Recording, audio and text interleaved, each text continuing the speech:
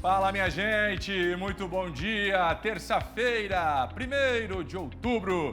Estamos chegando ao vivo para todo o estado aqui pelo SBT, agradecendo a sua companhia. Vem junto até 1 da tarde, as notícias da sua região no jornalismo em tempo real aqui do MD. Júlia Matos, Maria Esther de férias a partir de hoje. Júlia Matos continua comigo aqui na apresentação, ela que dividiu a apresentação com a Maria, agora vai ficar comigo. Que honra te ter por aqui, dona Júlia, bom dia. Bom dia, Fernandão, honra é minha estar participando com você, fico muito feliz entrando na casa de vocês, né? Mais um SCC Meio-Dia e hoje com muita informação de qualidade. Vamos ver o que é destaque nesta terça-feira, semana de eleição, e eu te pergunto, você já fez aí a escolha do seu candidato? Se não fez, tá na hora de aligerar o passo, hein? Poucos dias para você consultar as propostas. Domingo tem eleição e tem cobertura do SCC aqui para você. E aí, me responda, você sabia que a partir de hoje quem tem título de eleitor não pode ser preso? Mas existem 3 exceções para isso. E você vai saber quais são daqui a pouquinho. Fica com a gente, viu? E na série Seu Futuro é na Indústria, a nossa personagem é a prova viva que dedicação e estudo dão resultado. Ela foi de recepcionista a sócia de uma grande empresa de engenharia. Hoje começa o Outubro Rosa, um mês dedicado à prevenção e à conscientização sobre o câncer de mama. Vamos saber quais são as ações previstas aqui em Santa Catarina, né, Júlia? E no SCC Esporte, Fernando, você confere tudo sobre o jogaço de bola de logo mais na tela no SCC SBT. Arsenal e PSG se enfrentam pela 2ª rodada da Champions League. Tem também todos os detalhes da previsão do tempo aqui no MD. A gente conta a partir de agora no SCC Meio-Dia. Fique com a gente, estamos no ar.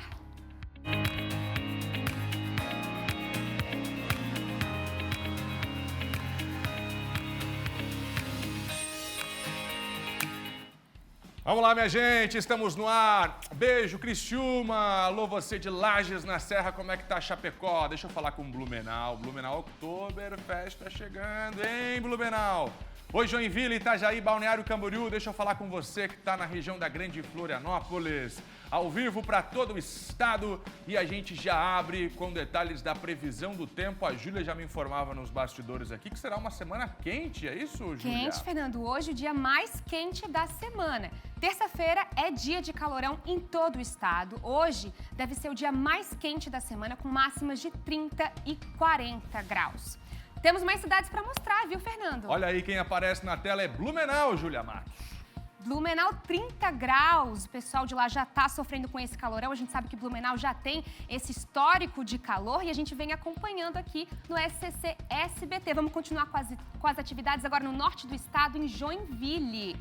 29 graus, o calorão tá chegando para eles também, norte do estado. A gente tem acompanhado esses graus subindo durante a semana, mas amanhã, viu, vai ter uma queda bem diferente. Itajaí na sua tela agora, 29 graus. Vocês veem que estão com poucas nuvens lá também, mas o calorão também tá chegando pro pessoal. Agora, perto do meio-dia, ainda mais. Balneário Camboriú, para encerrar, 27 graus.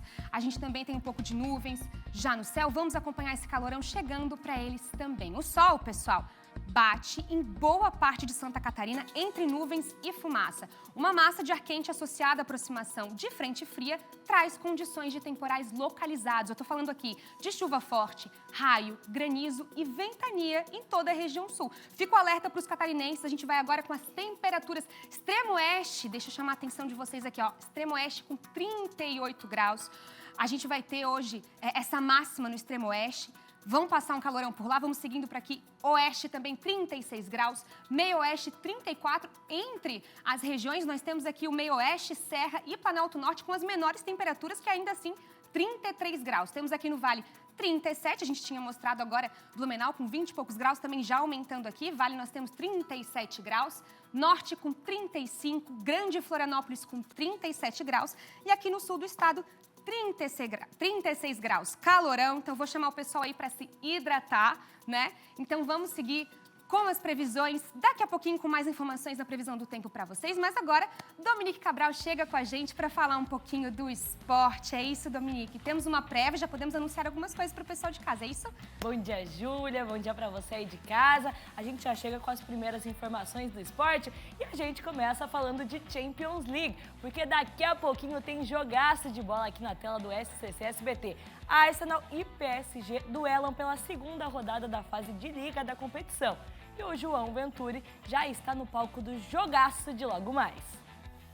Tudo bem, pessoal? Um abração para todo mundo. Já falamos aqui do Emirates Stadium, a casa do Arsenal. Aproveitem esses poucos segundos de sol que temos nesta terça-feira aqui na capital inglesa, porque choveu muito até agora há pouco e a previsão da meteorologia é que volte a chover até um pouco antes da bola rolar. O gramado bastante molhado, o pessoal acabou de dar o último trato por aqui. Todo cuidado, porque é um jogaço que vem por aí entre Arsenal e Paris Saint-Germain. Há pouco, a UEFA informou os correspondentes de que todos os 60 mil ingressos colocados à venda foram comercializados. Para surpresa de 0 pessoas, né? Porque jogos na Inglaterra, quase sempre que começam já com capacidade total esgotados, os ingressos vendidos, apenas uma cota fica à disposição para os turistas, mas a torcida do Arsenal tem motivo para confiar nessa equipe, já que Arsenal e Paris Saint-Germain se enfrentaram 4 vezes na história em competições europeias e o Paris Saint-Germain nunca conseguiu vencer a equipe inglesa. Hoje, mais uma oportunidade, mais um capítulo a ser escrito e a gente vai acompanhar tudo ao vivo aqui no SBT a partir de 3h45 da tarde. De Londres, João Venturi. Então ainda hoje a gente traz mais detalhes desse jogaço de bola e também vamos falar do empate de 0-0 do Avaí contra o Guarani e também conhecer uma mulher que está fazendo história na Copa Santa Catarina de Futebol Meridian Bet. Então daqui a pouquinho eu tô de volta com esses e muitos outros destaques. Perfeito, muito obrigada, Dom. Daqui a pouquinho a gente volta com você. Vamos seguir agora com comentários políticos do pessoal, né? Bom dia, Roberto, já tá chegando com a gente. Bom dia, Júlia Matos, bom dia, bem-vindo de volta, Fernando Machado. Bom dia a você que nos assiste. Vamos falar de Clésio Salvaro, em Criciúma. Bom, foi liberado, não voltou para a prefeitura, pode fazer campanha, mas já se discute uma nova prisão, é isso, Roberto? É verdade.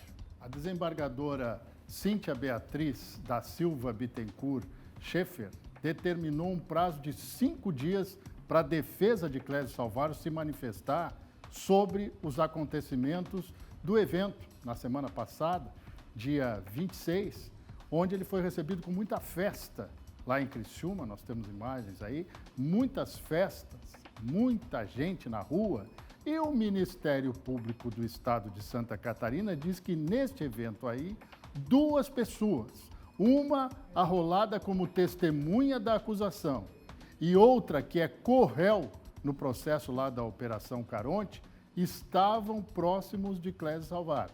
Alguns deles até aparecem ali nessas imagens. Um deles chegou a pôr a mão no ombro de Clésio Salvaro.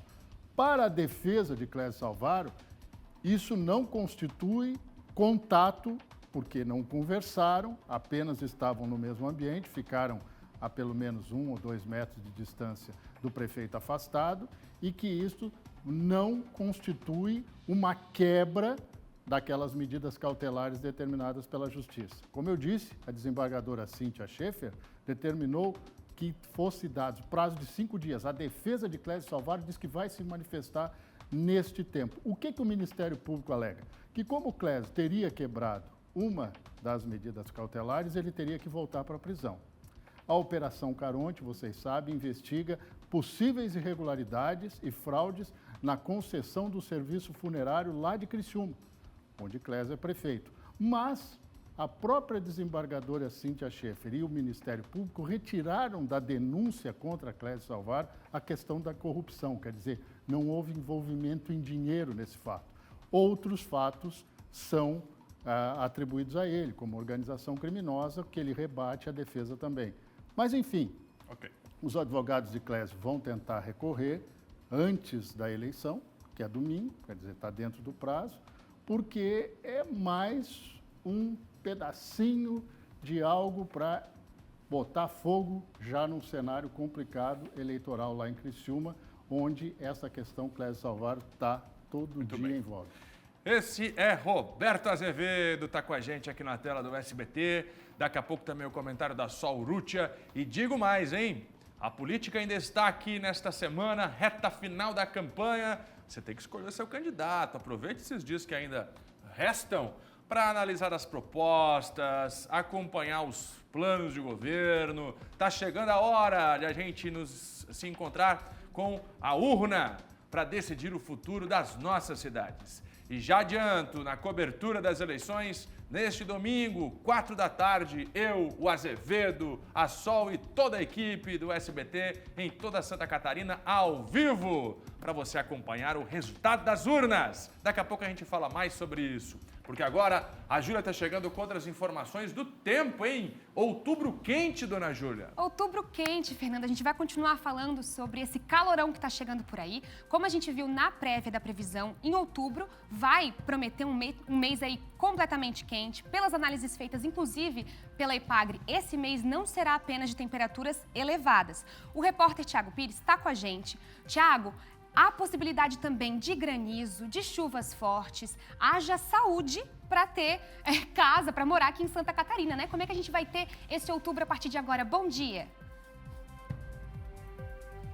Bom dia, Júlia, Fernando, todos que nos assistem. Olha, já vou dar um spoiler, viu? Temperaturas não tão quentes assim, viu? A partir de amanhã já muda tudo por aqui. Então, aquela que, ia ser uma semana quente, um calorão, não. É temperatura amena e nada de calorão. Porque, nós chegamos exatamente no momento de mudanças e por isso a Laura Rodrigues, a meteorologista, já colocou aqui na tela pra gente e o Eloy tá mostrando. Laura, mudanças acontecendo neste momento já no Rio Grande do Sul e tá chegando aqui, é isso? Isso mesmo, já podemos ver ali na imagem uma chuva intensa com temporais no Rio Grande do Sul por causa de uma frente fria que está chegando em Santa Catarina. Hoje já temos chuva ali para o sul do estado, a região do Planalto Sul, Litoral Sul, chuva e com temporais. E amanhã essa chuva chega para todo o estado. Esse sistema deve avançar, então, daqui do Rio Grande do Sul em direção a Santa Catarina. E a quarta-feira, então, já vai ser com uma mudança do tempo em todo o estado, com a ocorrência das chuvas e com temporais também. Temporais significa ventos fortes, condição de granizo e os volumes mais elevados de chuva acontecem no sul do estado. Com a chegada dessa chuva, todos esses temporais, na quarta-feira já em todo o estado, as temperaturas elas tendem já a baixar a partir de amanhã, é isso? Isso mesmo. Hoje, terça, ainda com temperaturas elevadas, vamos ter aí valores de 34, 36 graus no estado, dia bem quente. Mas amanhã essa temperatura já diminui, entrada de vento sul, com isso a temperatura diminui e a máxima não deve passar dos 27 graus no estado. Em algumas regiões até com 22, 24 graus. Olha só, então temperaturas bem mais baixas, nada de calorão pela frente. Agora, outubro, vai ter isso, chuva, temperatura alta, como é que vai se comportar outubro aí? Então, outubro já vai ser bem diferente de setembro. Setembro foi um mês muito seco em todo o estado. E agora, em outubro, nós já vamos ter chuva mais frequente. Já começando, então, o início do mês com chuva. Ali por sexta-feira e sábado, o tempo dá uma melhorada. Domingo volta a chover. E assim nós vamos ter as chuvas acontecendo com mais frequência nesse mês de outubro, que deve fechar, então, com os valores mais elevados do que tivemos em setembro. Para a gente finalizar, picos altos também na temperatura pode acontecer, que nem está tendo na semana? Pode sim. Vamos ter aí na primavera, até no geral, as temperaturas ficam acima da média nessa primavera. Laura, obrigado pelas informações. Então é isso, viu? Essa semana, para quem achava que ia ter temperatura alta, nada disso. Chuva chegando amanhã aqui em Santa Catarina, já começa hoje no sul, né? Mas amanhã em Santa Catarina e a partir daí a temperatura não passa dos 27 graus. Temperatura boa, agradável para começar esse outubro por aí. Mas vamos se resguardar porque vem chuva forte aí. Obrigado, Laura. Volto com vocês aí no estúdio. Obrigada, Thiago, pelas informações. Para você ver, como eu falei, haja saúde para os catarinenses. A gente teve hoje aí as máximas com 38 em Chapecó. Você está falando que amanhã já vamos baixar, teremos mínimas de 20 e pouquinhos graus. Então, a gente vê que realmente tem que ter uma saúde muito forte nessa semana, né? Minha mãe é daquelas que faz bastante chá para imunidade. Eu acho que é um pouco sobre isso. 27 graus amanhã, você falou. Pra gente que trabalha na rua, né? Repórter que está de um lado para o outro também cansa um pouquinho, né, Thiago? Obrigada pelas informações. Agora a gente vai seguir com saúde, uma importante informação para os pais sobre a vacinação contra a poliomielite. O esquema vacinal contra a doença será alterado. Paulo César, PC, tem mais informações? PC, vai ter mudança então para as pessoas, para as famílias? O que eles têm que se planejar a partir de agora? Bom dia. Bom dia, Júlia, Fernando, bom dia a todos. A decisão é do Ministério da Saúde. É uma mudança no esquema vacinal contra a poliomielite. Vão sair de cena as gotinhas e no lugar delas entram as agulhinhas. Pavor da maioria das crianças.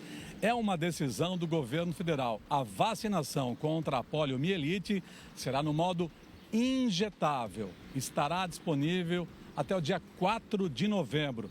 Por conta da mudança, que vale para todo o país, agora em outubro, aqui em Blumenau, por exemplo, uma força-tarefa será realizada para o recolhimento do estoque das vacinas, das gotinhas, a vacina oral, que não será mais utilizada, haverá esse recolhimento, e também força-tarefa para capacitar e orientar os profissionais da área da saúde. Agora, o pessoal em casa deve estar se perguntando, né? Qual é a razão, qual é a explicação para essa mudança? A justificativa das autoridades é a seguinte: baseado em estudos, baseado em pesquisas, a VIP, que é a vacina inativa poliomielite injetável, se mostrou mais eficiente e segura do que a vacina oral para o controle da doença.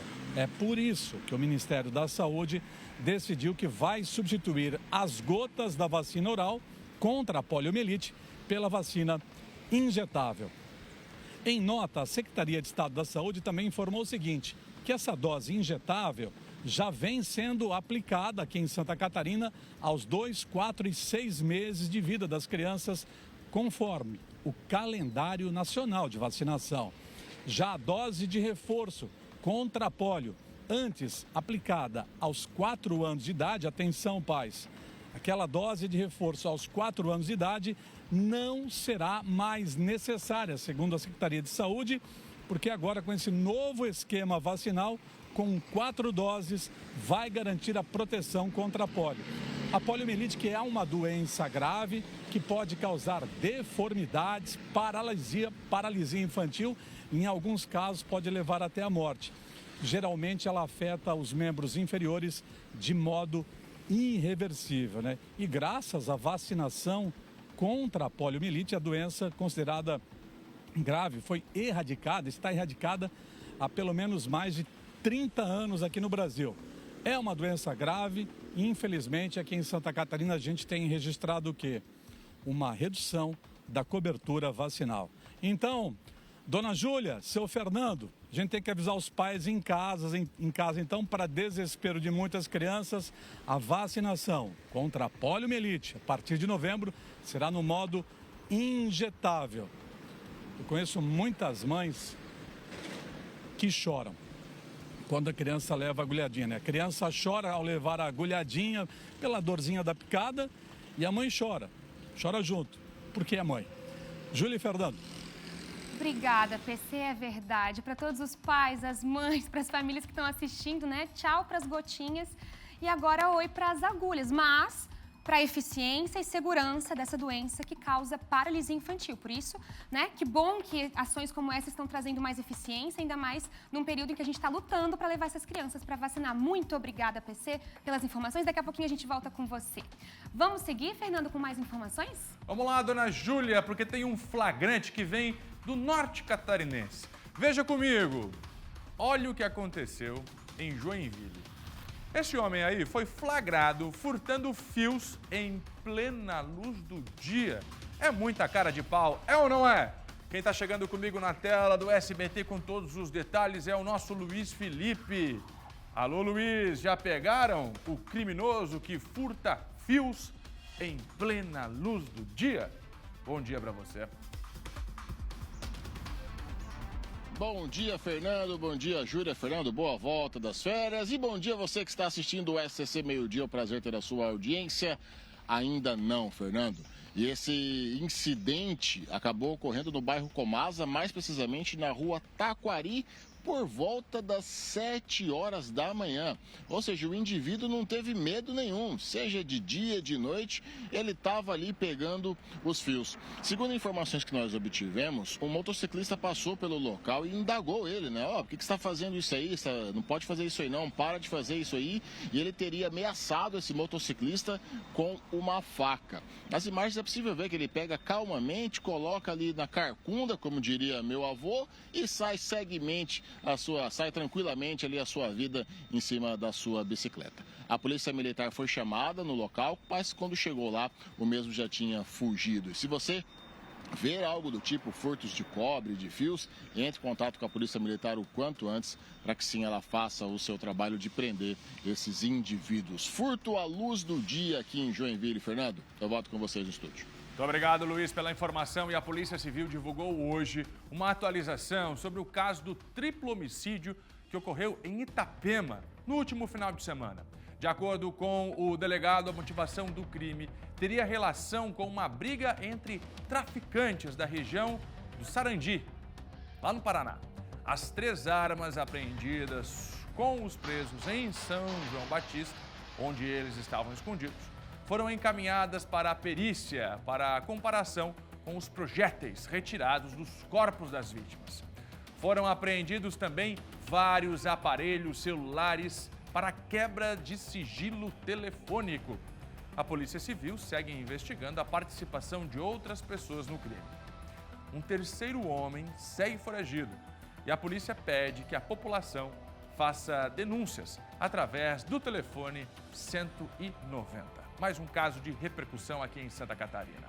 Na Serra Catarinense, a Cidasc intensifica as ações de combate à Vespa da Madeira. É isso? Vespa da Madeira? É o que está escrito aqui. Então é isso. Vespa da Madeira. Uma praga que prejudica plantações de pinos. Atenção! A Xana Marcon está chegando comigo e tem todos os detalhes desta informação para a gente. Vespa da Madeira. Eu saí de férias, surgiu essa nova aí, dona Xana. Vespa da Madeira, essa é a primeira vez que eu falo sobre isso na televisão. Tá incomodando muito a Vespa da Madeira? Ô, Xana, bom dia. Oi, Fernando, bom dia para você, bem-vindo novamente, bem-vindo de volta, né, das férias. Então, a Vespa da Madeira é uma praga que chegou aqui no Brasil nos anos 80, na década de 80, e atinge principalmente as regiões sul e sudeste do Brasil. Ela ataca, essa praga, né, a Vespa da Madeira, ataca as plantações de pinos da espécie Taeda e Pinus Elliott. Ela é atraída por árvores estressadas em florestas sem manejo.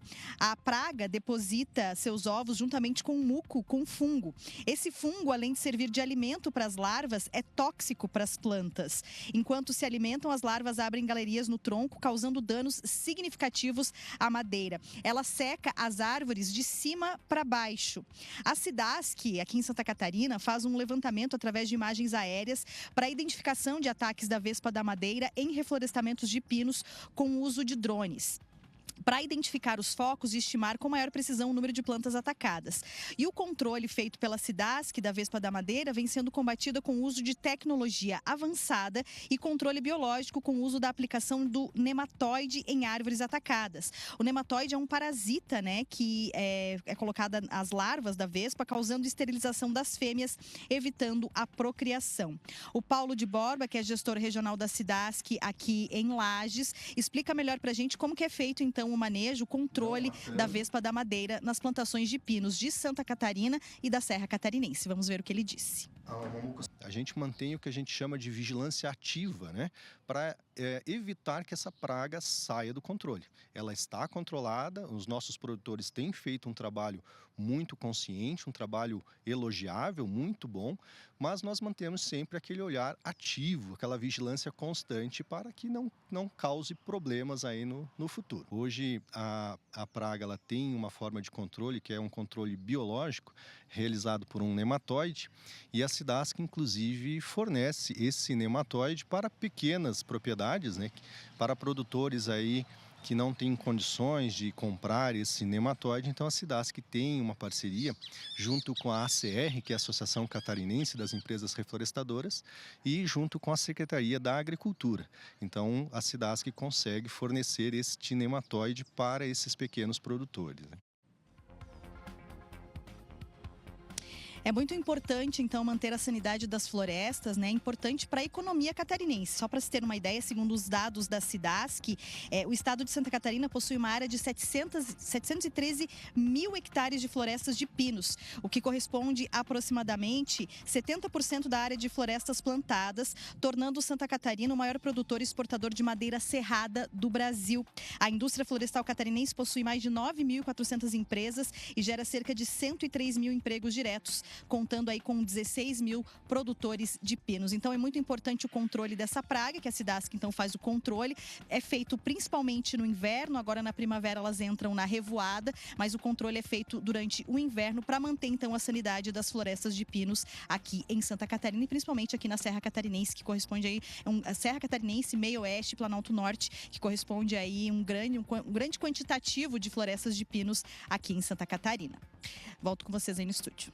Obrigado, Shaina. Vespa da Madeira, atacando a madeira lá na Serra Catarinense, a preocupação. Obrigado pela informação. Atenção, motoristas que circulam na região de Itajaí, pela BR-101 e pela Avenida Santa Catarina, em Camboriú. A execução de obras está causando alterações no trânsito. Por isso eu vou chamar agora a dona Cris, que tem todos os detalhes pra gente, direto do local. Quais são as alterações, hein, Cris? E quanto tempo elas devem permanecer por aí? Bom dia!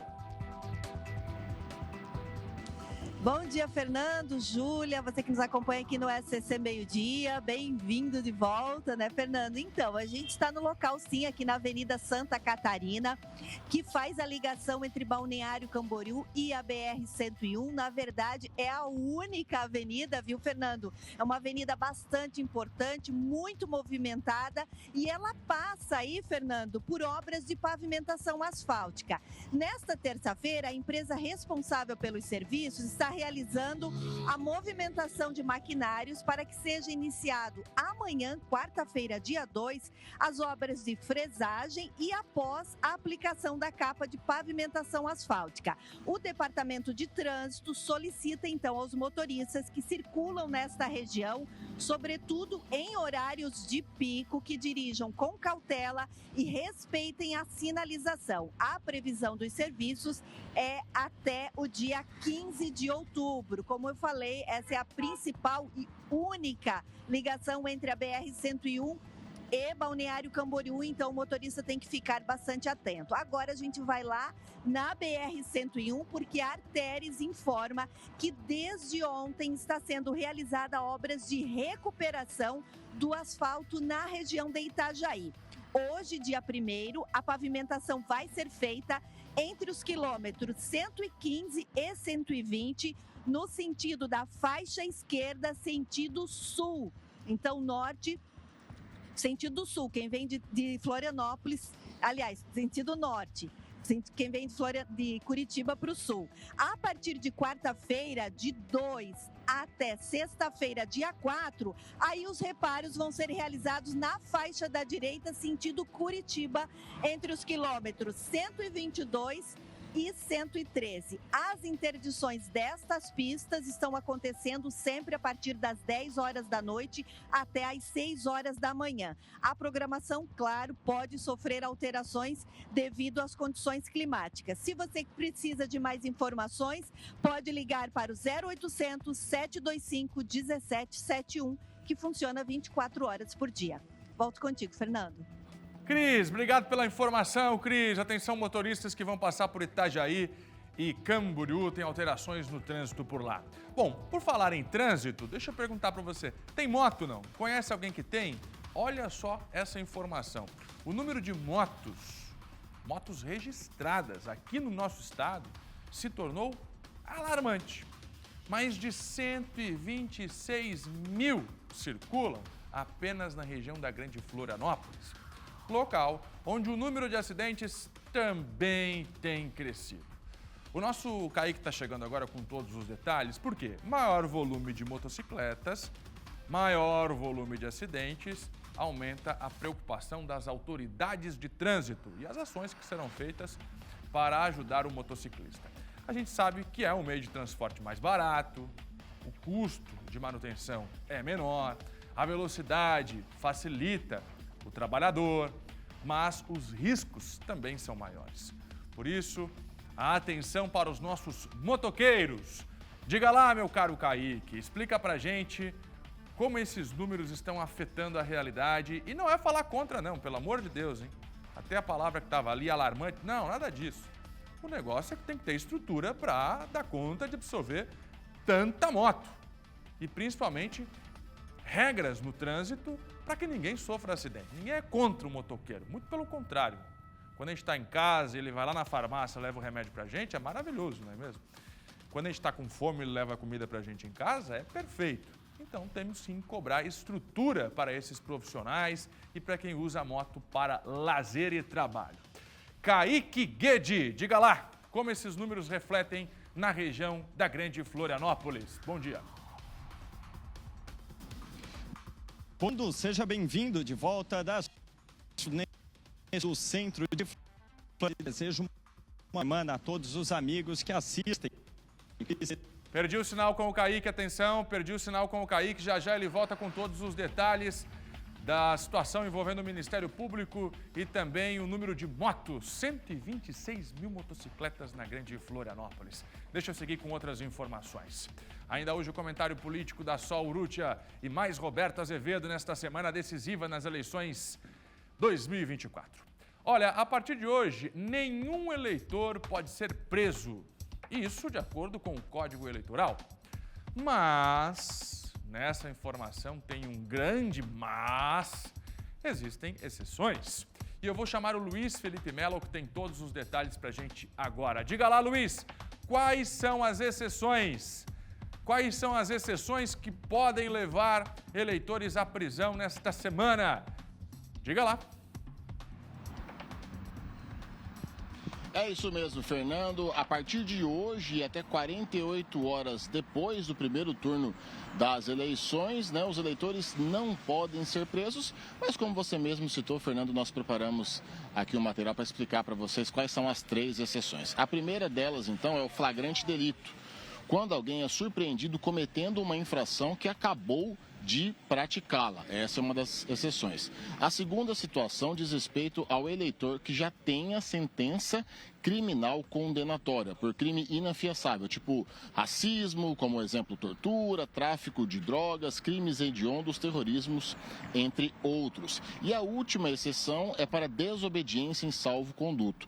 O juiz eleitoral ou mesário que atua como presidente da mesa receptora pode expedir esse salvo-conduto na hora que o eleitor estiver fazendo o seu voto. Então, essas são as 3 exceções pelo qual o eleitor brasileiro pode ser preso a partir de hoje. Caso não haja nenhuma dessas exceções feitas no momento, até 48 horas após o primeiro turno das eleições, aí sim volta tudo, digamos, ao normal.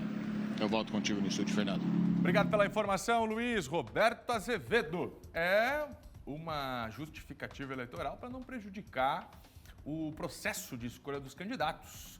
Essa mudança nesse período de pré-eleição, onde ninguém é colocado na prisão, exceto com essas 3 regras, meu caro Roberto Azevedo. Isso aí é para proteger a democracia, porque você imagina se determinado grupo político que está no poder usasse a força que tem para prender os adversários.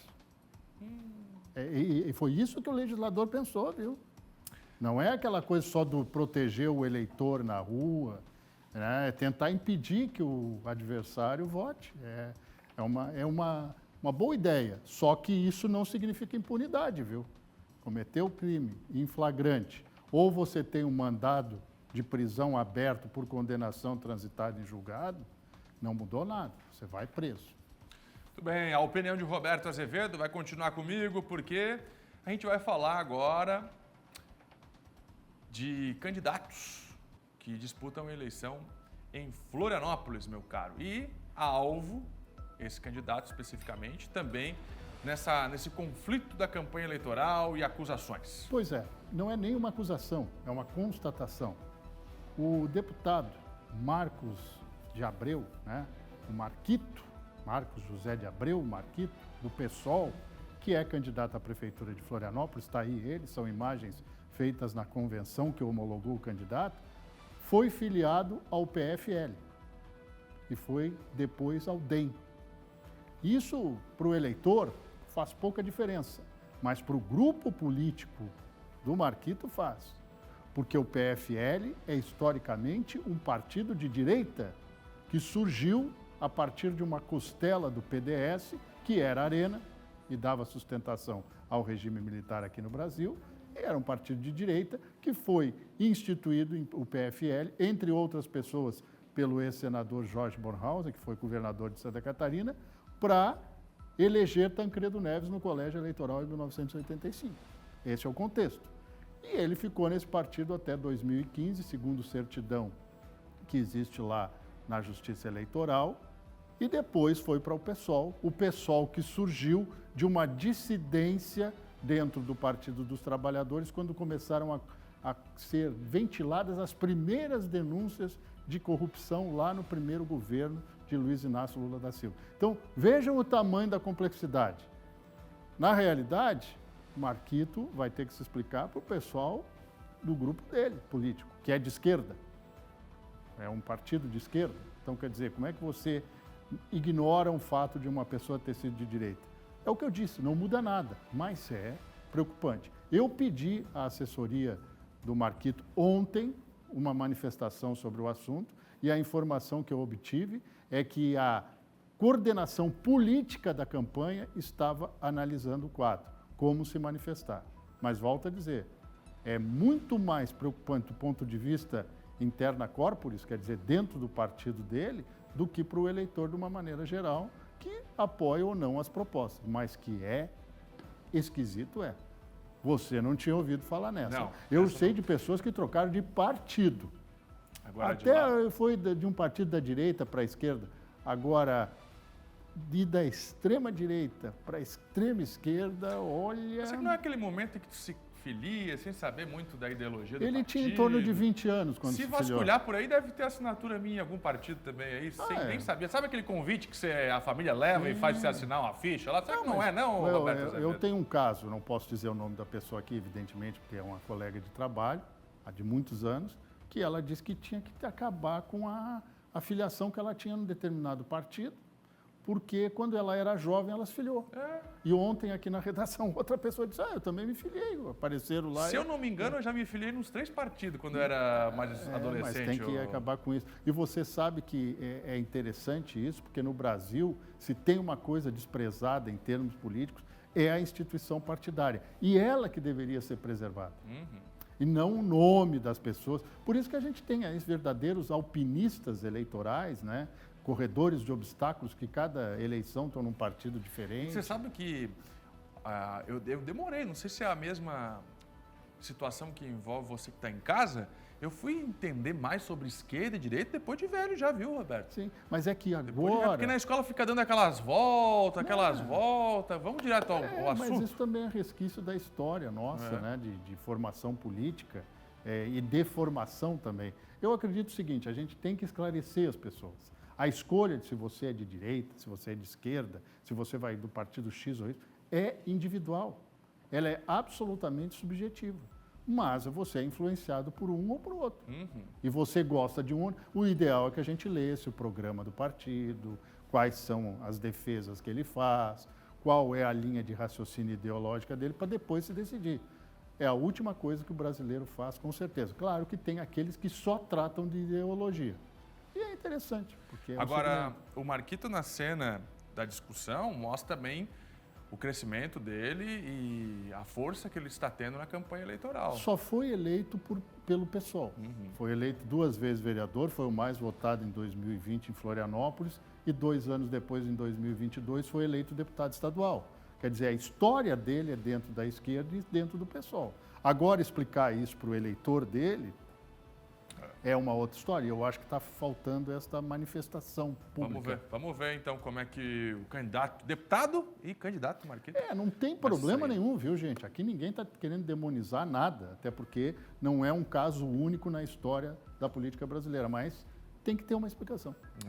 Obrigado, Roberto. Claro, repercutindo com a gente aqui. Se a cidade está falando, o Roberto está repercutindo. Júlia Matos está chegando agora com outras notícias. Vamos seguir, Fernando, até porque a gente entrou em outubro, um mês dedicado à conscientização e alerta do câncer de mama, que ainda é considerado a maior causa de morte de mulheres brasileiras. Em Santa Catarina, a ONG Amor e União contra o Câncer atua há mais de 20 anos no apoio de mulheres com diagnóstico. E esse apoio vem de várias formas. A Jurema dos Santos está aqui com a gente, vice-presidente da AMUC. Deixa eu te cumprimentar, Jurema. É um prazer ter você aqui com a gente. Começamos outubro rosa, dia 1º de outubro. Então, a gente começa agora com a conscientização, a conversa com as mulheres de casa, com aqueles que nos assistem. Vou começar com esse dado triste, né, de que hoje o câncer de mama é o câncer que mais atinge as mulheres aqui no Brasil. Essa situação, ela vem aumentando por falta de conscientização ou algo parecido, ou estamos trabalhando bem para chegar a essas pessoas? Bom dia. Bom dia, Júlia. Obrigada pela oportunidade. É um prazer enorme estar aqui. E sim, a conscientização é o movimento mais importante que se pode fazer para reduzir o câncer de mama.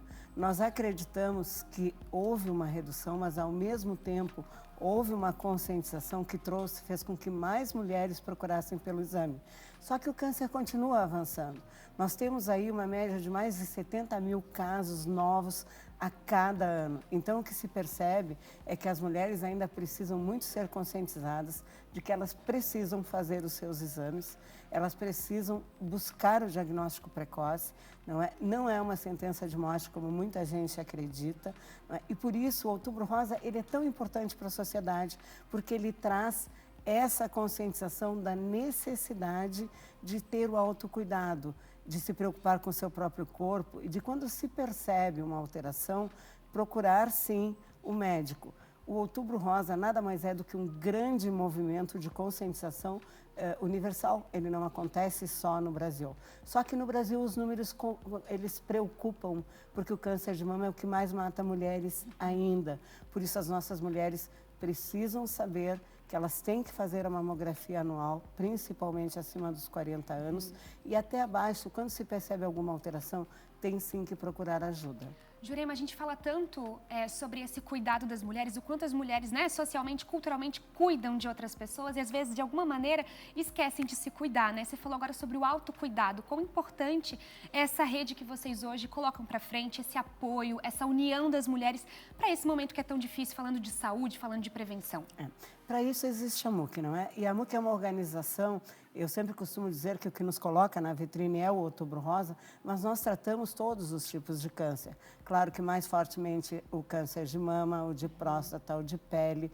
Mais recentemente nós temos uma preocupação muito forte com o câncer de pulmão, que está também voltando. Nós temos aí a questão do VIPE e para isso a AMUC tem vários projetos. Nós trabalhamos o ano inteiro com os nossos programas, com os nossos projetos, com os nossos voluntários, com o ensino à distância, com capacitação de agentes comunitários. E nós também temos um atendimento para os pacientes que é muito forte na questão dos direitos, da orientação sobre aquilo que eles têm direito durante o tratamento, como, por exemplo, uma isenção de imposto de renda, um carro adaptado. Temos uma cartilha nesse tema, que está lá na AMUC à disposição, pode ser baixada no nosso site. Enfim, nós temos um trabalho muito grande na questão do grande objetivo da AMUC, que é reduzir mortalidade por câncer. Perfeito. E isso também acontece através da união, né? Para aqueles que estão em casa, estão nos assistindo, como fazer parte da AMUC, como ter acesso a esses serviços, essa orientação sobre os direitos dessas mulheres que você comentou, tão importante, como ter acesso? Então, através do nosso site, através do nosso Instagram, através da nossa instituição que fica ali na Avenida Hercílio Luz, através dos nossos voluntários que estão todo o tempo disponíveis para dar informação, e nós também temos outros tipos de atendimento, psicoterápico, auriculoterapia, enfim, o nosso trabalho é todo voltado para o paciente e seus familiares. Perfeito. Obrigada, Jurema. Mais de 20 anos atuando com a AMUC, 24 anos você me falou, né? 24 anos atuando com esse projeto lindíssimo. É bom, importante finalizar essa entrevista, claro, falando para as pessoas que prevenção e procurar um profissional adequado para qualquer sinal em casa, certo? Com certeza. Perfeito. Muito obrigada por estar aqui com a gente. Deixa eu te agradecer. Obrigada. E viva Outubro Rosa, né? Viva Vamos Outubro conscientizar. Rosa. Obrigada. Vamos seguir, pessoal? Deixa eu chamar o Kaique novamente para falar das motos. São 126 mil que circulam na região da Grande Florianópolis. E agora atenção para com os motociclistas. O que esse número está refletindo de ações na Grande Florianópolis? Kaique Guede, é com você. Bom dia. Olá a todos que assistem o SCC Meio Dia. O número alarmante, nas palavras do próprio Ministério Público de Santa Catarina, ele está relacionado à grande quantidade de acidentes envolvendo motociclistas em Florianópolis. Por isso, hoje às 3 horas da tarde acontece uma reunião na sede da 30ª Promotoria de Justiça da capital e vários representantes de diversas entidades estarão presentes para discutir ações que visam combater e prevenir, evitar, melhor dizendo, e prevenir acidentes com motociclistas em Florianópolis. Entre os participantes estão pessoas ligadas à Polícia Militar, ao Corpo de Bombeiros, Detran, Guarda Municipal de Florianópolis, CDL, também da capital, SAMU, médicos que atuam nas emergências de hospitais aqui da cidade, a capital de Santa Catarina, e ainda membros da sociedade civil. Como eu disse, o objetivo de tudo isso é discutir, é melhorar a vida não só dos motociclistas, mas de toda a mobilidade da capital do estado e da Grande Florianópolis. Isso porque os impactos dos acidentes envolvendo motocicletas, eles vão muito além da mobilidade ou da saúde pública. Eles envolvem questões relacionadas à segurança pública e também, talvez, principalmente, a capacidade hospitalar, ou seja, o atendimento a toda a população catarinense que acaba sendo prejudicado porque os hospitais ficam sobrecarregados com pacientes que provêm de acidentes envolvendo motocicletas. Agora nós vamos ver uma reportagem que eu com meu colega Ramon Kaminski produzimos relacionada a um dado que chama muita atenção, porque ele mostra uma certa irresponsabilidade. Nós vamos ver agora qual é a infração mais comum entre os pilotos de bicicletas e o porquê ela é tão perigosa, não só para eles, mas para todos nós que fazemos parte do trânsito. Olha só. Todos os dias, milhares de motociclistas vão às ruas sem a mínima noção de trânsito. A infração mais comum em Santa Catarina entre quem anda de moto é justamente pilotar sem ser habilitado. Está no DNA do brasileiro, é claro que não todos, mas de se arriscar, de colocar um veículo em circulação ou até mesmo uma pessoa sem nenhum documento, porque ele acha que com ele não vai acontecer nada. E acaba, então, colocando as outras pessoas em perigo, se arriscando, e é claro, isso muitas vezes não dá certo. O Antunes é presidente do Conselho Estadual de Trânsito, o CETRAN, de Santa Catarina. Para ele, mais do que colocar a própria vida em risco, quem pilota sem ser habilitado representa perigo para todos nós. Como ele não passou por uma autoescola, como ele não teve a formação adequada e desconhecer a legislação de trânsito, ele acaba se arriscando. E as principais infrações cometidas pelos motociclistas é velocidade, ultrapassagens indevidas, forçar passagens muitas vezes e acabam por ocasionar os piores acidentes possíveis, os piores sinistros possíveis. Segundo o Departamento Estadual de Trânsito, DETRAN, de Santa Catarina, até agora, em 2024, aproximadamente 8 mil motociclistas foram flagrados pilotando sem carteira de motorista. As cidades com o maior número de registros são Florianópolis, em primeiro lugar, seguida por Chapecó, Joinville, Blumenau e Palhoça. Quem acha que já sabe de tudo e sai dirigindo sem ter habilitação, primeiro, ele burla todo esse esforço legal que existe para que as pessoas saiam com segurança e não imponham aos outros um risco, certo? E também ele impõe a si próprio, além dos riscos pessoais, ele também impõe o risco de ser sancionado legalmente pela prática de crimes, porque dirigir veículo sem habilitação, gerando perigo de dano, é um crime de trânsito. O condutor desabilitado torna-se criminoso quando é flagrado em perigo de dano, ou seja, andando em zigue-zague, avançando semáforos, batendo em outros veículos e assim por diante. As penas, detenção de 6 meses a 1 ano ou multa. Agora, se a pessoa parar em uma blitz, por exemplo, não for habilitada, mas não estiver cometendo o chamado perigo de dano, a multa é gravíssima vezes 3, R$ 880 e 7 pontos na carteira. O veículo é retido e só pode ser retirado por alguém com habilitação. Se o veículo não está licenciado no nome da pessoa que foi abordada, o proprietário do veículo também recebe tanto uma infração de trânsito por entregar a direção à pessoa não habilitada e, no caso do proprietário, que não seja o condutor, ele sempre vai ser imposta o cometimento do crime porque ele entregou a direção à pessoa não habilitada. Muito bem, vamos para o intervalo. Na volta tem emprego, tem esporte, tem política. Até já.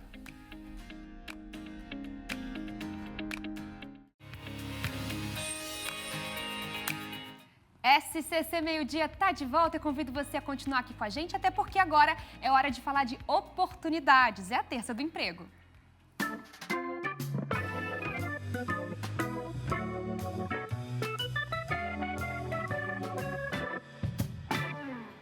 Para o pessoal de Joinville, no norte do estado, nós temos 1.300 vagas de emprego. Luiz Melo tá chegando ao vivo com a gente. Luiz, que vagas são essas para o pessoal já ficar ligado? Bom dia! Bom dia, Julinha. Pois é, tem bastante vaga de emprego aqui em Joinville e nós separamos algumas para vocês. Tem vaga de porteiro PCD, tem uma vaga. Tem 2 vagas para auxiliar administrativo, também PCD. Tem 3 vagas para gesseiro montador. Tem 20 vagas para servente de obras e tem 200 vagas para operador de produção. Se você quiser saber mais dessas obras e quiser se candidatar, Rua Abdom Batista, no centro de Curitiba, de Joinville, número 342. Eu volto contigo no estúdio. Perfeito, Luiz. Muito obrigada pelas informações. 1.300 vagas, pessoal. É bom para o pessoal anotar aí. Agora a gente vai para o litoral norte, porque em Luiz Alves, abriram hoje inscrições para um concurso público com quase 100 cargos. Como que os candidatos podem se inscrever, Cris Pinheiro? Bom dia! Bom dia, Júlia. Então, os candidatos têm até o dia 30 de outubro para fazer a inscrição, que, como você falou, iniciou hoje e pode ser feita por meio do site univale.br/concursos. No site, você consegue acessar todas as informações e a relação completa dos cargos. São mais de 99 cargos para as áreas de fundamental, superior, técnica e também fundamental. Os salários, Júlia, vão de R$ 1.100 a R$ 13.800, mais vale alimentação e refeição. A taxa de inscrição varia de R$ 75 a R$ 150, dependendo do cargo, e a prova vai ser realizada no dia 17 de novembro. Volto contigo. Obrigada, Cris. Então, o pessoal tem que ficar alerta aos prazos. E não só as datas de inscrição, mas também a esses valores que devem ser pagos, né? Tem muita gente que faz a inscrição, não paga, acaba não podendo participar. Obrigada, Cris, pelas informações. A gente vai agora para Chapecó. Chapecó está com mais de 950 oportunidades de emprego em pelo menos 347 empresas do município. Nessa semana, todas as entrevistas marcadas vão ser realizadas no balcão do centro. O repórter Felipe Bastos tem mais informações. É isso mesmo, 951 oportunidades de emprego estão sendo oferecidas nesta semana no balcão municipal aqui de Chapecó. As entrevistas começaram nesta segunda-feira e ocorrem também nesses próximos dias. Nós preparamos uma tela com aquelas vagas em que as entrevistas, inclusive, já estão marcadas. Nesta quarta-feira, tem entrevista a partir da 1h30 da tarde para seleção de conferente de depósito, repositor de frios, caixa, auxiliar de cozinha, operador de empilhadeira, auxiliar de manutenção e assistente de prevenção e perdas. Na quinta-feira, entrevistas também a partir da 1h30 da tarde, seleções para servente de obras, pedreiro, carpinteiro e operador de elevador.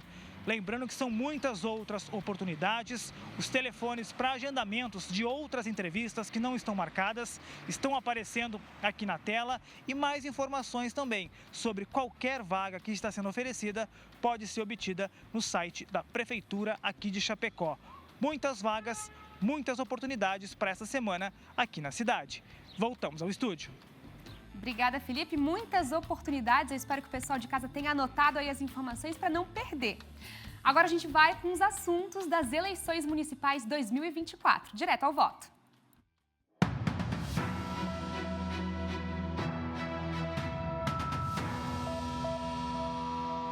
Vamos lá, há poucos dias das eleições municipais, nós seguimos com a nossa série para ajudar você a fazer escolhas conscientes lá na frente da urna. E hoje é dia de saber o que faz o prefeito de uma cidade. Pode rodar. Uma figura da qual se espera presença no cotidiano da cidade, escolhida pela população. Prefeito, sabe me dizer o que ele faz? O prefeito foi eleito pela população, mas para fazer melhorias, né? O prefeito executa os planos que ele tem para a cidade, faz as obras, envia leis para o legislativo, faz decretos, ele é responsável pela saúde, pela educação. E o prefeito, sabe o que ele faz? Acho que sei. Eu acho que ele cuida da cidade, ele cria projetos para melhorar a cidade e cuidar dela. O prefeito, eu acho que ele gerencia a cidade em relação ao dinheiro, em relação ao que vai ser distribuído a verba. O prefeito administra a cidade, né? Faz os trabalhos dele, as obras da prefeitura, hospitais, escolas, tudo que tem em relação à cidade. Semelhante ao papel do síndico de um prédio, é o prefeito quem executa as leis e determina as prioridades do município. Vai escolher se vai ser calçada essa rua ou aquela outra, se a prioridade será uma ponte ou se será uma escola. Submetido às 3 esferas da lei, municipal, estadual e federal, o poder de ação é limitado pela legislação. O prefeito tem que dizer o que ele vai fazer na sua rua, na sua cidade, né, dentro desse grande plano, mas não é necessariamente o que ele vai melhorar o país, né? Por exemplo, a educação, ela é obrigada a investir em educação, em saúde, em segurança, mas em vários desses aspectos, o que ela faz é uma complementação dentro daquilo que os entes maiores, né, o país ou o Estado permite. Questões do dia a dia, como transporte público, trânsito, condições das ruas, parques, praças, escolas, postos de saúde, cultura e organização dos serviços públicos municipais estão entre as atribuições. Tem que ter aquela ideia de, por exemplo, de um médico que eu possa procurar a qualquer hora do dia ou da noite para situações de emergência, né? Então, essa proximidade deve caracterizar o prefeito. Também é o prefeito que determina a criação ou retira algumas secretarias do município.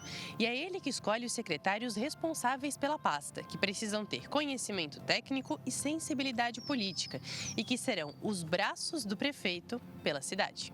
Além de o prefeito ter que ser um bom executor, ele também tem que ser um sujeito que consegue trazer boas pessoas. Claro que em muitas dessas mudanças vai ter que passar por uma aprovação na Câmara de Vereadores, mas é o prefeito de fato que é o grande condutor. Diante de tantas funções, como escolher o candidato? O passado é o melhor preditor do futuro. Então, se você tem que ver como é que é o passado do sujeito, não necessariamente se ele nunca assumiu o cargo público ou assumiu, mas o que se sabe em termos de honestidade e de competência. Além disso, é necessário estar atento se as promessas podem, de fato, serem cumpridas. A prefeitura é para resolver o problema da sua rua. Então, muitas vezes, alguns prefeitos de diversos partidos, etc., dizem, eu vou tornar isso aqui crime, etc. Isso é tudo bobagem, porque nem prefeito, nem vereador podem nem criar crimes, nem retirar crimes, e muitas vezes se usa isso, é pura demagogia, né? Uma outra figura que também precisa ser observada na escolha do chefe do Poder Executivo Municipal é o candidato ou candidata candidata a vice, que na presença do prefeito executa alguns cargos de coordenação, mas na ausência, seja por um afastamento temporário ou definitivo, assume integralmente o cargo, com todas as competências. No nosso sistema, muitas vezes vão se candidatar a outra coisa, as pessoas podem sair, pode ficar, não interessa. Nós temos vice porque isso é muito provável que possa acontecer, né? Para não precisar fazer uma nova eleição. Então, o vice é uma escolha tão importante quanto a do candidato principal, embora muitas vezes as pessoas nem saibam muito o nome do vice, né? E isso é um grande problema depois do resultado que pode ocorrer. Assim que ele assume, ele virou o prefeito. Muito bem, já está com a gente aqui a Sol Urrutia, nossa comentarista, avaliando. E estamos na reta final, dona Sol. Bem-vinda, bom dia. Obrigada, bom dia. Bem-vindo também de volta após férias. Últimos dias de campanha, eleição domingo, e a gente vai falar hoje sobre a possibilidade de segundo turno. Dos 195 municípios, 3 cidades podem ter o resultado só no dia 27 de outubro, caso seja confirmado o segundo turno. E como é que funciona, Fernando, a questão do segundo turno? Pela legislação eleitoral, os municípios com mais de 200 mil eleitores podem ter segundo turno na eleição municipal. Que municípios são? Joinville, Blumenau e Florianópolis. E como é que acontece? Quando que tem primeiro turno e quando é que tem segundo turno nessas cidades? O candidato vencedor, ele precisa ter mais de metade dos votos válidos para vencer nesse domingo. Os votos válidos são aqueles que desconsideram os votos nulos e brancos. Tem que ter mais de metade dos votos. Metade mais um, segundo turno, dia 27 de outubro, nas cidades de Joinville, Blumenau e Florianópolis. Vamos ver como é que está o cenário nessas cidades. A gente analisou as pesquisas registradas, as últimas pesquisas, desde o início da eleição, para saber um pouquinho o dia a dia dessas cidades e como é que está a intenção do voto dos eleitores nas 3 maiores cidades do estado que podem vir a ter segundo turno. Joinville, cidade que na eleição geral teve 70% dos votos bolsonaristas, não confirma essa preferência do eleitor pelo candidato bolsonarista, que é o Sargento Lima. O que acontece em Joinville? Favoritismo do atual prefeito Adriano, do Novo, com uma aprovação de 77% de sua gestão. Podemos ter eleição finalizada no primeiro turno, dia 6 de outubro, conforme as pesquisas até o dia de hoje, né? A eleição é só domingo. Em segundo lugar, Carlitos Meres, do PT, e Sargento Lima disputando aí o segundo lugar da eleição em Joinville. É um cenário interessante, porque uma eleição de PL e PT disputam o segundo lugar, não é o primeiro lugar, mas é importante ter essa radiografia depois do dia 6 para saber se o PT ou o PL estão com mais força na maior cidade do estado. Concorre também em Joinville Luiz Cláudio Gobre, empresário do MDB, uma situação interessante em Joinville, terra do ex-governador Luiz Henrique, do MDB, onde o MDB está coligado com o PP, que tradicionalmente são adversários na cidade e no estado, né? E Rodrigo Bonte também concorrendo pelo PSB. Vamos ver o cenário em Blumenau.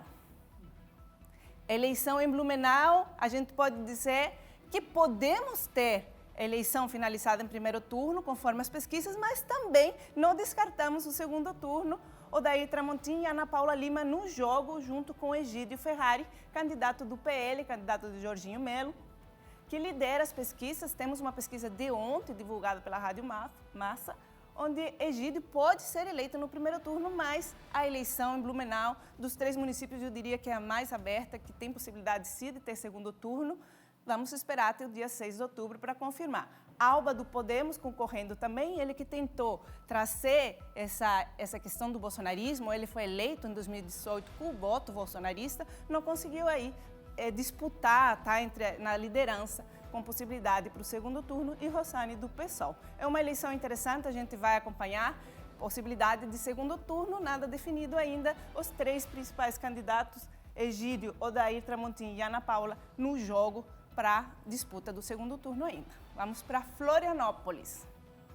Florianópolis, eleição com 9 candidatos. A gente não tem nenhuma mulher candidata a prefeita na capital. Temos 6 vices participando do processo.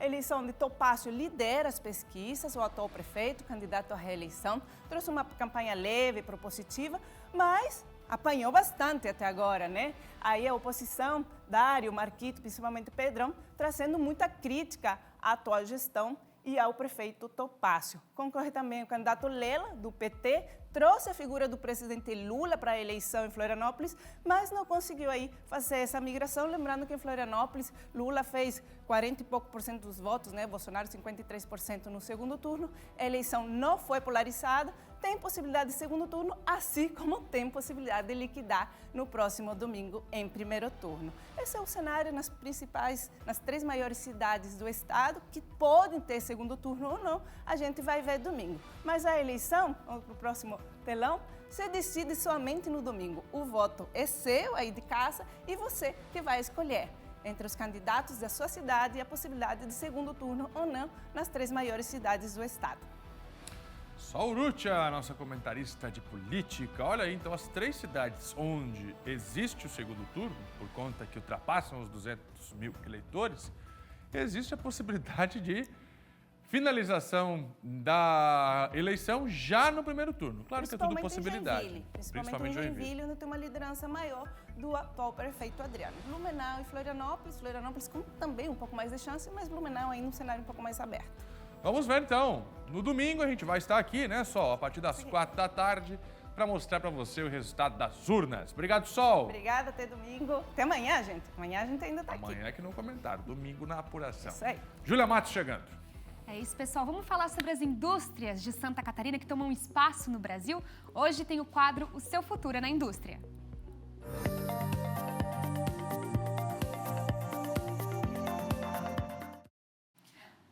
Agora, pessoal, a gente vai conhecer uma história inspiradora. Se você tem grandes objetivos profissionais, presta atenção nessa história. A nossa personagem começou na recepção e hoje é sócia de uma grande empresa. Além de mostrarmos essa bela história, você vai conhecer oportunidades para o seu desenvolvimento profissional. A indústria catarinense é um espaço com muitas vagas de emprego, por isso, oferece uma série de capacitações para quem deseja entrar nesse setor. Olha só. Já se desafiou ou se propôs a alcançar metas que pareciam impossíveis, pelo menos de uma pessoa, talvez tenha ouvido. Sim, é possível. Esta é Sayonara Biezus, exemplo prático dessa frase. Ela começou recepcionista em uma empresa de engenharia, foi atrás de qualificações, teve oportunidades e hoje faz parte do quadro de sócios. Quando eu olho para trás, eu fico muito feliz com a minha trajetória. E aí, sempre o que eu falo para as pessoas, estudem, né? Estudem e busquem o teu sonho, vá atrás, porque tudo é possível. Você pode o que você quiser, só que você tem que se esforçar para isso. Você tem que realmente querer e não achar que as coisas vão cair para você. Tem muita oportunidade nesse mercado. Líder em uma companhia com aproximadamente 4 mil funcionários, a Sayonara garante que o setor industrial, além de ter vagas de trabalho em diferentes áreas, proporciona oportunidades de aprendizado e crescimento para quem faz parte deste setor. A indústria oferece muitos cursos de capacitação. A Fiesc é uma grande parceira nossa. Eu adoro participar, interagir, fazer um network na Fiesc. Tem inúmeras outras instituições que oferecem cursos de qualidade que faz com que a gente se especialize e que, quando surge a oportunidade, você esteja pronta para assumir, né? Representantes da Fiesc, que é a Federação das Indústrias de Santa Catarina, destacam que esta área como um todo mudou muito. Hoje, independentemente do setor, as atividades industriais são cercadas de tecnologia, segurança e muita inovação. Um profissional que se especializa, ele não melhora somente a sua condição dentro da empresa, que ele vai seguramente ser reconhecido e por isso, eventualmente, ser promovido para um cargo, né? Mas ele leva para a empresa uma condição mais segura de buscar seus objetivos, ser mais audaciosa nos seus objetivos, né? Então, se desenvolver mais rapidamente, ganhar produtividade, melhorar a qualidade dos seus produtos, enfim, entregar mais para o mercado. A empresa tenta oferecer o que de melhor ela consegue buscar para o colaborador. Na outra ponta, o colaborador também precisa se especializar, né, e tentar melhorar. Não pela empresa, mas por ele, né? Então, eu acho que é para poder almejar sempre algo melhor. E para isso acontecer, a Fiesc oferece uma série de capacitações, como workshops, graduações de nível superior e até pós-graduações relacionadas à atividade industrial. Um detalhe importante é que tudo está à disposição de quem já trabalha na indústria e de pessoas que não têm experiência, mas desejam entrar no setor. O ambiente industrial ele é fascinante. Né? É difícil quem começa a trabalhar dentro do ambiente industrial e quer sair dele, né? Então, o melhor é cada vez mais se desenvolva, né? Se apresente, se lance ao eventual desconhecido ali, que vai ter bastante sucesso. Pessoal, a gente adora mostrar histórias como essa para inspirar você, para motivar. Quer trabalhar na indústria de Santa Catarina? Então acesse o site trabalhenaindustria.com.br ou aponte a câmera do celular para o QR Code que aparece aqui na tela. E você, empresário, tem vagas na sua empresa? Aproveite para divulgar no portal, é gratuito. trabalhenaindustria.com.br. Vamos para o intervalo, pessoal? Mais uma paradinha aqui no SCC Meio Dia. E na volta tem previsão do tempo e os detalhes do esporte com a Dominique Cabral. O que a gente tem aqui para finalizar? Navegantes na tela para você. Fica aí que a gente já volta.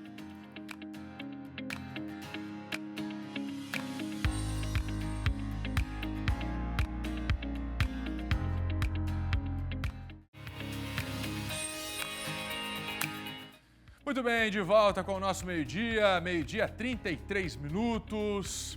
Já, todos os detalhes com o esporte. A Dominique Cabral está chegando por aqui. Ainda hoje, a previsão do tempo é para a sua cidade. Você que está na região sul, no oeste. Atenção, você que está na região do Vale, no norte, na Grande Florianópolis. Já, detalhes da previsão do tempo com a Júlia. Agora, um alerta para a navegação na capital. Uma área da Lagoa da Conceição será restringida temporariamente por conta das obras da nova ponte. Embarcações não vão poder passar por lá. A interdição acontece em horários específicos. E quem vai explicar para a gente quais são esses horários é justamente o Thiago Pires, que está comigo ao vivo. Vamos aproveitar também para atualizar o andamento das obras aí na Ponte da Lagoa. Bora, Thiago, tudo contigo. Fernando Machado, pois é, essa obra tão esperada aqui, né, que começou ainda em abril do ano passado, ela já está bem avançada, viu? Já conseguimos ver aqui as escoras, todas colocadas em toda a extensão. E aí as pilastras, que são 9 delas, que vão segurar, né, toda a estrutura aqui da ponte, elas já estão praticamente prontas. O problema, Fernando, e aí por isso que a gente está aqui para avisar o pessoal, é o seguinte, ó, o Eloy vai mostrar. Durante todo o período da obra foi feito ali uma espécie de um espaço, um canal para que as embarcações pudessem acessar aqui da Lagoa de Baixo para a Lagoa do Meio. Então ela passa por aquele espaço ali que tem na obra para depois acessar aqui na antiga Ponte das Rendeiras. E aí inclui jet skis, os barcos maiores, os menores, enfim. Aí que está o detalhe, viu? A informação que se tem é que de hoje até o dia 10 de outubro, este espaço vai sofrer algumas restrições em alguns períodos do dia. Aí o Fernando me pergunta quais são esses períodos. Olha, o município e a prefeitura não informou. Disse que, para as pessoas ficarem atentas, que em alguns momentos, durante 2 a 3 horas por dia, de hoje até o dia 10, aquele trecho ali que o Eloy está mostrando vai estar interrompido parcialmente ou totalmente para que as obras possam acontecer. Que obras são essas? A colocação de todas as escoras ali da pilastra 4 até a 7, que são as escoras que vão sustentar a pista. Vou mostrar para o Fernando aqui, Eloy, para quem está nos assistindo. Ó, Fernando, aqui a gente já pode ver o local onde a pista, toda a estrutura dos vergalhões chegam até ali, ó. O início da pilastra 1 até a 4 já está toda a estrutura para aguardar a chegada do asfalto e da estrutura mais. A partir dali são essas escoras que serão colocadas e por segurança, então, este canal que foi feito aqui, bem aqui embaixo, para navegação, inclusive jet ski, hein? Inclusive jet ski, vai estar interrompido de hoje até o dia 10, de 2 a 3 horas por dia. Quais são os horários? Ninguém sabe, tem que ficar atento. Chegou aqui, viu que está fechado, sabe que vai ter que esperar por 2 a 3 horas, por segurança, porque a colocação das pilastras continua por aqui, Fernando. Fechado, meu caro Thiago Pires. Obras avançando na Lagoa da Conceição e, por isso, a restrição das embarcações por lá. Muito obrigado, viu, Thiago? Olha aí como é que já está a estrutura da nova ponte da Lagoa da Conceição. Agora a gente vai ver como é que fica o tempo em Santa Catarina.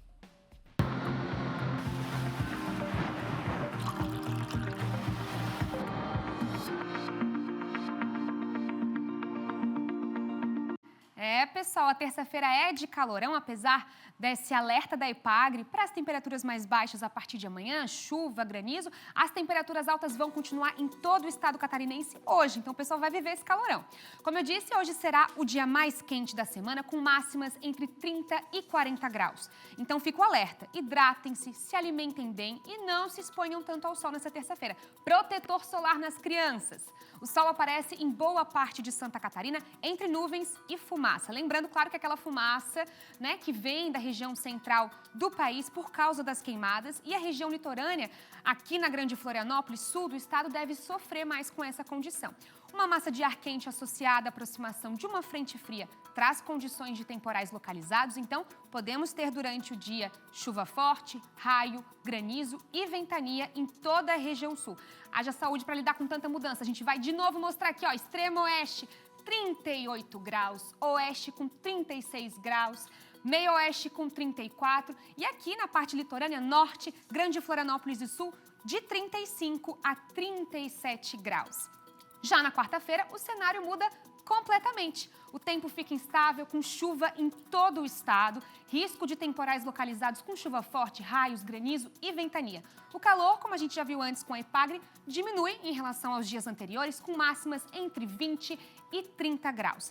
Tem previsão para rajadas de vento de 50 a 70 quilômetros nas regiões do litoral. Então, atenção para as pequenas navegações. E a frente fria, junto com o avanço de uma massa de ar quente mais frio, continua atuando aqui em Santa Catarina. Então, a gente vai ver aqui, ó, região de Lages, região serrana, 14 graus a mínima, 21 a máxima. Araranguá com 22 graus amanhã, nessa quarta-feira. Chapecó com 24. A gente viu ali o oeste, extremo oeste com 36, 38 graus. Amanhã, 24 graus em Chapecó. Rio do Sul, olha só, 24 graus, mínimas de 17. São José, aqui na Grande Florianópolis, nós temos 24 graus, 18 graus. E no Rio Negrinho, 28 graus, um pouquinho mais elevada a temperatura, com chance, ó, de tempestade no final do dia. Agora a gente vai com o esporte.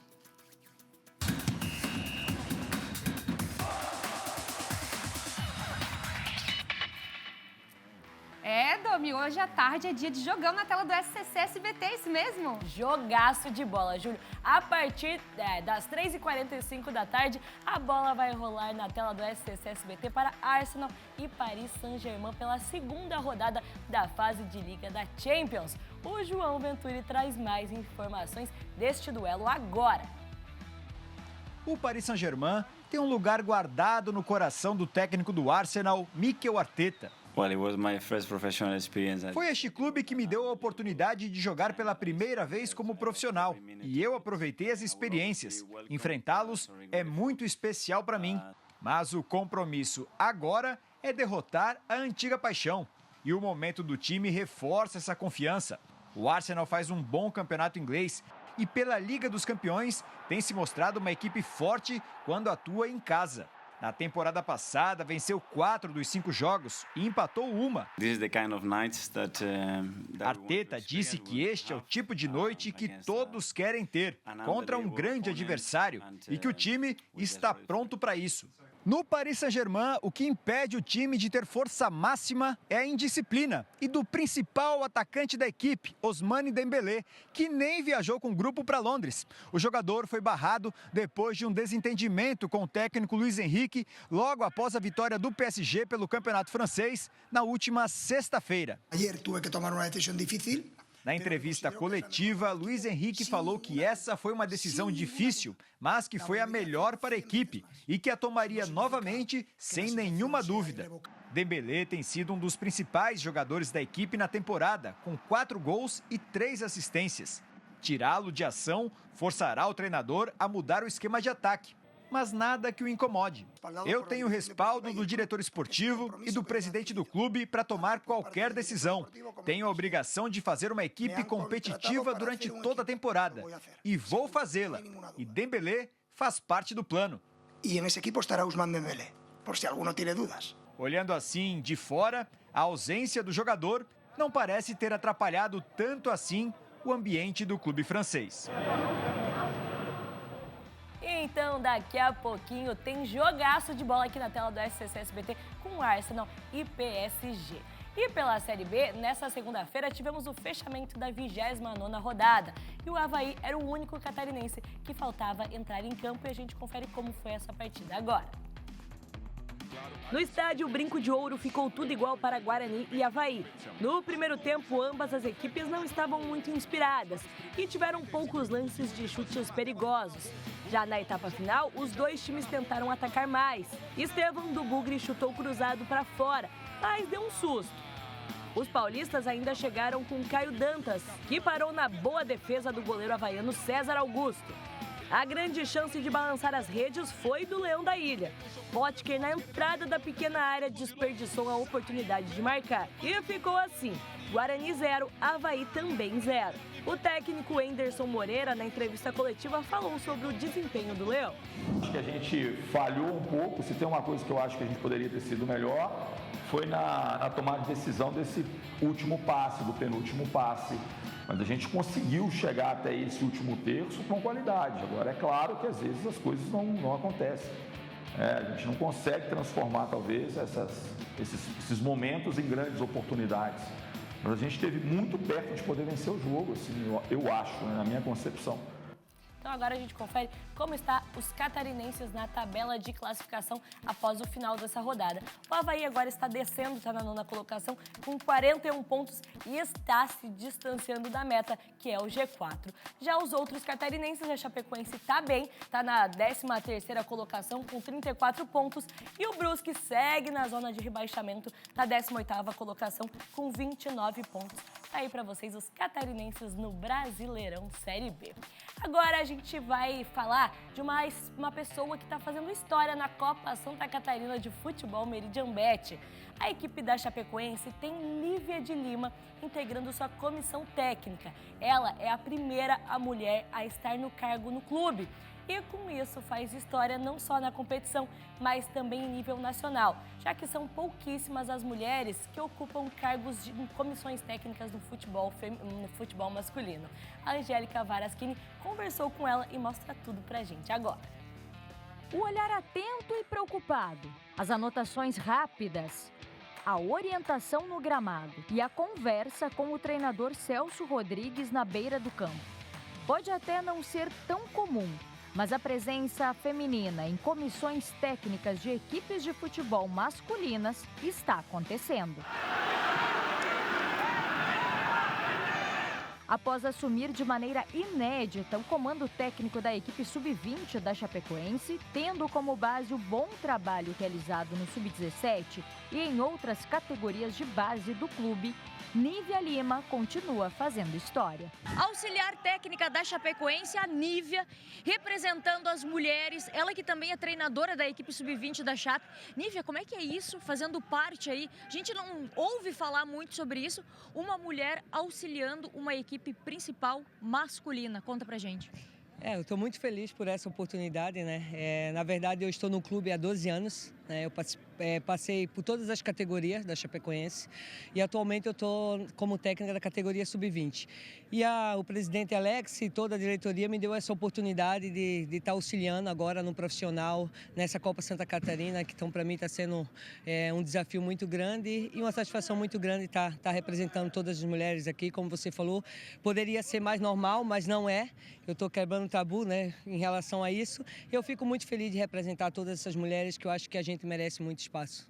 E como é que está sendo com essa equipe jogar a Copa Santa Catarina, jovens meninos da equipe sub-20, que você conhece muito bem, também novos atletas que chegaram para fortalecer ainda mais o que esperar da Chapecoense nessa Copa Santa Catarina?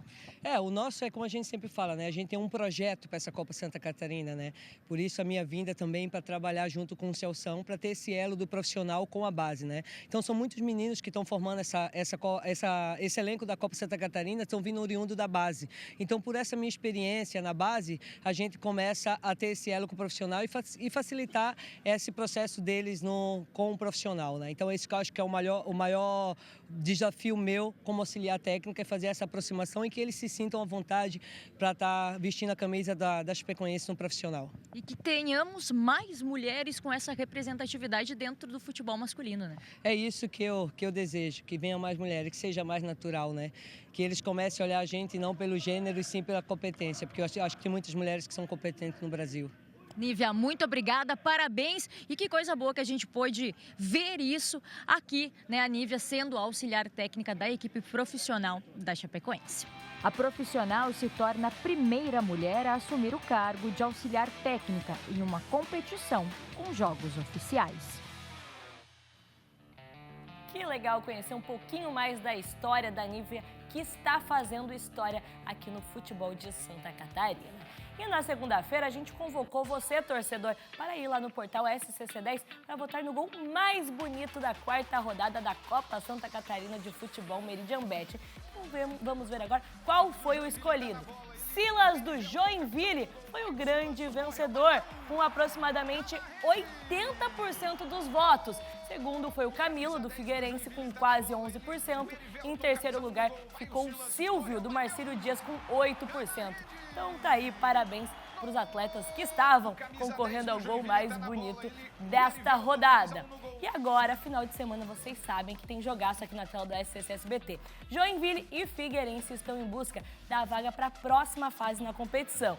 E nós do SCC SBT estamos fazendo uma ação para você, torcedor. Quer ganhar uma camiseta aqui, ó, já tô na mão, do Figueirense ou do Joinville? Então, ó, presta atenção. Tem um QR Code aparecendo aí na sua tela. Pega a câmera do seu celular, aponte para o QR Code e aí preenche o formulário. E daí diga qual camiseta você quer ganhar, se é a do Figueirense ou se é a do Jack, do Joinville. Depois vai lá no nosso portal SCC10 no Instagram, siga o portal e também o SCC SBT, que você já vai estar concorrendo a essas duas belíssimas camisas. Tá aí o QR Code para você aí na tela. Não vai perder essa oportunidade, duas camisas oficiais lindíssimas, né, Julia Matos? Perfeito, o pessoal não pode perder, né? No portal a gente vai estar lá esperando vocês, então. Como tem dado certo também esse retorno, né, Domi? O pessoal conversa, o pessoal interage. Muita gente participando, mas também, olha, ganhar uma camiseta não é todo dia e a gente tá fácil ganhar, viu, Júlia? Perfeito. Obrigada, viu, Domi? Até amanhã, a gente volta com mais informações amanhã, né? Até amanhã eu tô de volta também no Tá Na Hora Santa Catarina. Perfeito, muito obrigada. Intervalo e a gente volta com os últimos destaques. Vamos continuar aqui? Daqui a pouquinho a gente volta, segue com a gente, pessoal. Temos imagem de bombinhas. Segue com a gente, daqui a pouco a gente volta.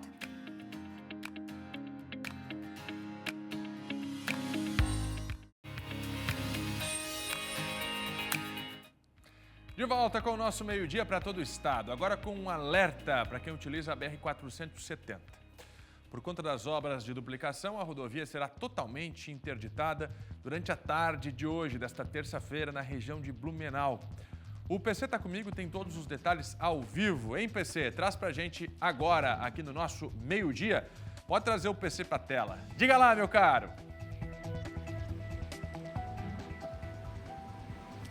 Digo sim, Fernando Machado. Olha, a interdição da rodovia, a rodovia vai ser bloqueada totalmente nos dois sentidos a partir das 4 horas da tarde. A interdição vai acontecer na altura do trecho do quilômetro 53 da BR-470, na região do Salto do Norte, aqui em Blumenau, próximo, para situar o motorista, próximo à entrada da rua Max Umpel. O bloqueio deve durar aproximadamente 1 hora e é necessário para o avanço das obras de duplicação do lote 3. Os operários nesta tarde vão realizar trabalho de remoção da rede de gás natural, por isso a importância do bloqueio da rodovia para que o trabalho seja realizado com segurança, entre 4 e 5 horas da tarde. O motorista que não quiser ficar parado na estrada pode utilizar como rota alternativa a Rua Bahia e o complexo viário do Badenford. É o avanço dos trabalhos da BR-470. E a gente vai mostrar agora um outro ponto onde também os trabalhos avançam para a construção do viaduto sobre a Rua Samuel Morse. Nós estamos aqui, ó, às margens do quilômetro 47 da BR-470, na região da Fortaleza. O antigo túnel, para quem é de Blumenau, ó, o antigo túnel da Fortaleza começou a ser desmontado agora. E ele vai dar lugar, ele vai desaparecer e vai dar lugar a um viaduto que está sendo construído aqui nesta região. O trânsito por aqui é movimentado, intenso e desviado por marginais, segundo o DENIT. A obra do novo viaduto aqui da Fortaleza deve ser finalizada até o final do ano ou mais tardar até o início de 2025. Voltamos ao estúdio, seu Fernando Machado, é com você. Obrigado, PC. Informação importante lá na 470. O PC está ao vivo com a gente. Vou seguir por aqui porque no mês de outubro vai acontecer um mutirão de castração de animais. A Júlia já está me esperando com novas informações. Hein, dona Júlia? Castração de animais. É isso mesmo, uma boa notícia para os pais de pets, né? Essa castração de animais vai acontecer em Camboriú e as inscrições estão abertas. A Cris Pinheiro está chegando com a gente com mais informações. Cris, boa notícia para os pais de pets, mas claro, devem ter datas, devem ter locais. Traz mais informação para a gente. Isso, Júlia. Estão sendo oferecidas 350 vagas para castração gratuita. Vai acontecer esse mutirão entre os dias 21 e 22. O castramóvel vai ficar estacionado em frente ao ginásio Irineu Bornhausen, que fica bem no centro de Camboriú. Para os tutores que já realizaram a inscrição, devem entrar em contato pelo WhatsApp 3365-2311. Para os tutores que ainda não fizeram o cadastro, podem fazer pelo site castração.camboriú.sc.gov.br ou também por esse WhatsApp 3365-2311. É necessário anexar os seguintes documentos: comprovante de residência, documento com foto do tutor, também do animal. Caso o cadastro seja feito pelo site, é preciso encaminhar o ticket para o WhatsApp que aparece aí na nossa tela. Vai ter restrição para alguns animais, mas você pode conferir também por esse WhatsApp. Lembrando, o mutirão acontece entre os dias 21 e 22 de outubro e a inscrição é até o dia 18 de outubro. Volto contigo, Júlia. Perfeito, Cris. Então temos datas e, claro, o pessoal de casa não pode esquecer dos documentos, né? Estamos chegando no final do SCC Meio-Dia. Numa Tarde é Nossa de hoje, às 1h10 da tarde, tem o Jogo das Palavras. O povo vai estar aqui com a gente, brincando também com o pessoal do A Tarde é Nossa. E vamos seguir com essa brincadeira, né? Temos o período eleitoral, mas daqui a pouquinho a gente continua, né, Fernando? R$ 2.900 de prêmio hoje no A Tarde é Nossa. É o Jogo das Palavras. É o povo na televisão com o Laércio, com a Maricotinha. Então não perde, logo depois da propaganda eleitoral. 10 minutinhos agora de campanha eleitoral, depois o A Tarde é Nossa. Obrigado, Júlia. Você de casa, cuide-se. Até amanhã, 11h15.